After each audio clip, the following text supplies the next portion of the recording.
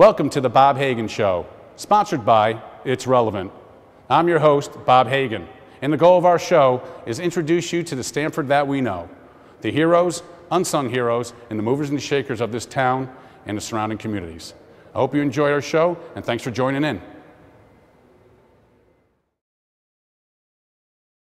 Thanks for tuning in. Today on the show, I'm honored to have James Vlasto, the Executive Director and Founder of the Homer L. Wise Memorial Committee, along with Stanford resident Tony Pavia, historian, author of American Town Goes to War, and principal over at Trinity Catholic High School. Gentlemen, thanks so much for being on the show.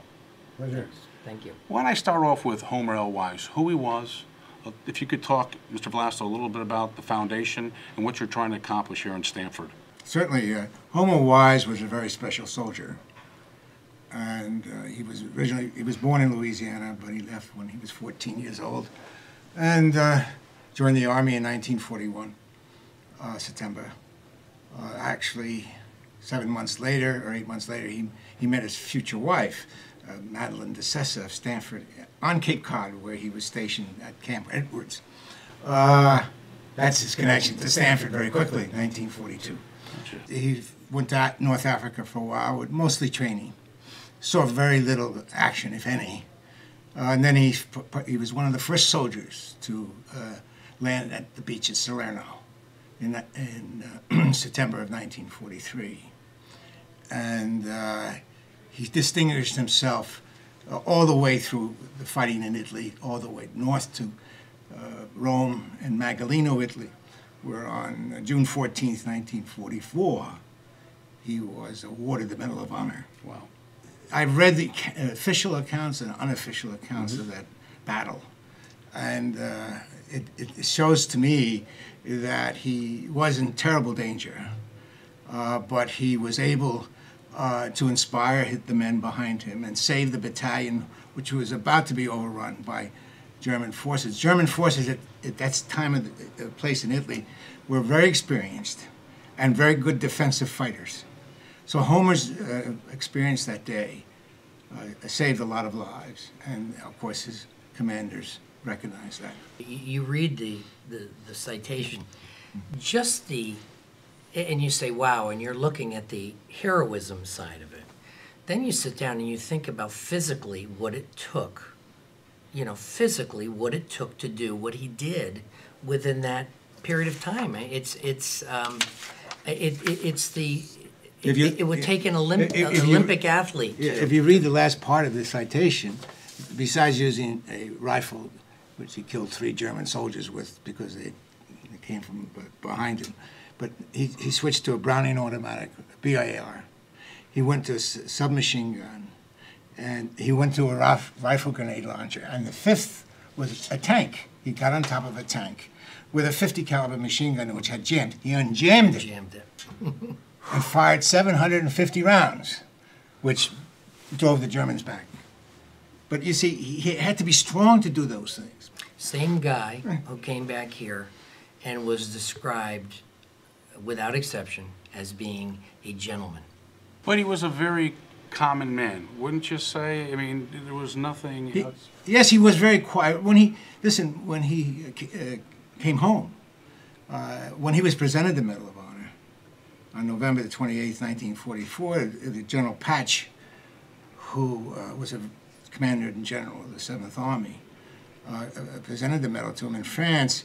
He pulled him aside and said, Sergeant, we want you to stay in the Army, and I'm ready to raise your rank to captain. And he said, Captain, thank you very much, General, but I'd rather be a live sergeant than a dead captain. And then he was on his way back. And the only thing he said after that, he said, I want to go back to Stanford to be with my fiancée. Gotcha. That's the kind of man he was. Sure. No parades. It really kind of draws me back to a question with you, Tony. You've had the privilege to talk with many veterans, both men and women. What separates, what makes a common man have uncommon valor from what you've seen? Well, it's almost impossible to explain what separates a Homer Lee Wise and what he did from everyone else. And I don't have the answer to that. I do know that in every single instance, there are people who take initiative, jump in, and don't weigh the risk to their own lives and do heroic things. Having said that, I'm also of the belief that that entire generation who went to that war were heroes. And I'm also of the belief that they were ordinary people who became extraordinary. I talk about this all the time. They were young men and women who were raised in a democratic society. They didn't have the fanatical upbringing and the fanatical training that the Japanese and the Germans had, and very few people gave them a chance of defeating these fanatical, well-trained troops, but they did. And they did because, in my opinion, they rose to the challenge in hundreds and thousands and millions of individual instances.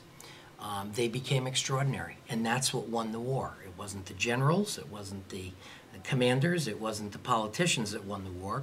It was the guys who were on the line day in and day out, who were extraordinary. At the same time,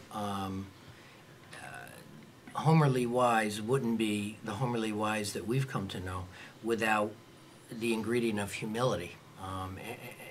People urged me to write about him. I didn't know him. I would never have the opportunity to meet with him, and the closest I could come to was meeting and talking to his wife. But one after another, veterans, he was a veteran's veteran, he was a soldier's soldier, urged me to write something about him, not only because he was in that rarefied air of being a Medal of Honor recipient, but because he was the person he was. And he was so humble about this. He was never totally comfortable with the celebrity that came with that. And his wife told me in extraordinary detail how people would approach him all the time, as you would expect, wanting to shake the hand of a Medal of Honor winner, a recipient, wanting to thank him, just wanting to meet greatness. He was never comfortable with it. He really brushed those kinds of things off. But the true measure of the man to me is that part of his popularity and part of his fame came from his humility. A guy who had every reason to flaunt his credentials, but who wouldn't think of doing that. I just, if this were today, he would be a celebrity the likes of which we haven't seen in decades. He really would. Rather than that, he chose to remain this quiet, humble person who came back, lived in the town, contributed to the town, and died at a young age, too soon, as a matter of fact. He had 57. 57? You know, he had so much to teach children, and he died in an era when we weren't bringing veterans in the school. Today, every school does it. You know, just think of the possibilities to have this man, you know, be able to come in and talk with young people and what he could have inspired. Tell me more about the committee. What are we moving here to honor this great hero? What are we doing, and how can we get the information out Well, there? 4 years ago, we created the Homer L. Wise Memorial Committee. Tony Pavey is a member, and we have a very distinguished board of members of the committee who either knew Homer or had some kind of relationship with him. And we have undertaken a major effort since 2008 to raise about $100,000. We are to erect the statue. The statue is completed, but the bills are not completed yet. Is there an address for the audience here that you can send if they? Yes, it's very simple. Homer L. Wise Memorial Committee, Okay. care of Gene Rinaldi, Rinaldi, 21 Fairmont Avenue. That's Stanford, 06906. She is the president of the Homer L. Wise Memorial Committee. What's the website address? Sergeant Homer L. Wise Memorial.org. And it has all the videos and pictures It also has a donate section where you can, online donations. 35% of our donations have come from online contributors, especially people all around the country. What's the end goal? When the donations are all done, the statue's complete, and I know it's in its Storage right now. right now in storage and all that. Where are you planning, Tony, to put it? Well, we have picked out tentatively a very nice place in Veterans Park. Wonderful. And Stanford. it'll be, yes, it'll be a great place. Homer actually worked in this building for a while, so I imagine that Oh yes, a number of years. I imagine that he made many trips across the street when that was the service role. And so it's really at a great place in the park, and it'll be a place that hopefully will get a lot of foot traffic and will attract a whole new generation of young people. Again, people have a short memory, and when the greatest generation moves on, there is a danger that the new generation won't know who this man was. So the statue is a very important part of preserving the history of Stamford and the memory of Homer Wise. The great thing about the statue Take a look at the is statue. Have you seen the statue? the statue on site? really, On the website? it's almost perfect in its form because it depicts, you see all of the traits in that statue. You see the hero, the incredible physical specimen, and at the same time you see the citizen soldier. You do. It's No guns. nothing. It's No helmets, just, nothing. It captures him. How's what the committee's doing with Homer L. Wise fit into the overall culture and history of the city of Stamford? Well, I think the answer is twofold. Number one, if you study history the way I do, you believe that history is really the story of people, important people. In the history of Stamford, Homer Lee Wise is one of a small group of people who are truly significant to the history of Stamford. He's one of only 2 Medal of Honor recipients in Stamford's history. And I would argue he was more of Stamford than John Latham was. Secondly, I think Homer Lee Wise represents much more than Homer Lee Wise. Homer Lee Wise represents a generation of people. He represents their courage, their heroism, their sacrifice, and I've always said he is a perfect model of citizen soldier. So when we honor Homer Lee Wise, we're also honoring every person, the 10,000 people from Stamford who served their country in the Second World War.